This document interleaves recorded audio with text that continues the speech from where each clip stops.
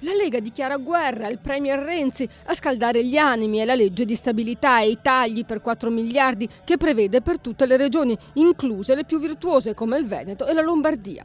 Se si tiene conto dello scandalo legato all'uso dei rimborsi ai consiglieri regionali per spese private, che ha investito anche la Lombardia, la parola virtuosa è un po' grossa, ma il confronto con gli sprechi di alcune regioni, soprattutto la Sicilia, fa davvero diventare virtuose le regioni del nord Italia, e questo è il cavallo di battaglia di Luca Zaia. La vera legge di stabilità è l'obbligo e l'obbligatorietà dell'applicazione dei costi standard, ovvero se la Sicilia ha 22.000 forestali e il Veneto ne ha 400, prima di chiedere al Veneto di tagliare, chiede alla Sicilia di aggiornare i suoi dati. Rincara la dose Roberto Maroni, governatore della Lombardia. Non siamo contro i tagli, però bisogna distinguere le regioni che spendono bene, quelle virtuose, da quelle sprecone. Rifiuto il principio le regioni sono centri di spreco. La regione Lombardia è un esempio di virtuosità.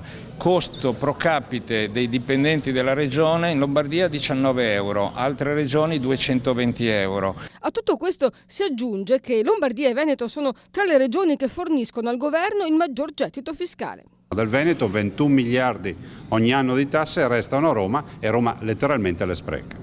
Altri tagli, soprattutto alla sanità, rischiano di erodere il consenso popolare in vista delle prossime elezioni regionali, ed è questa forse la preoccupazione maggiore della Lega. E il segretario del partito del Carroccio, Matteo Salvini, annuncia la guerra, anche se non è ancora chiaro come le due regioni riusciranno ad evitare altri tagli.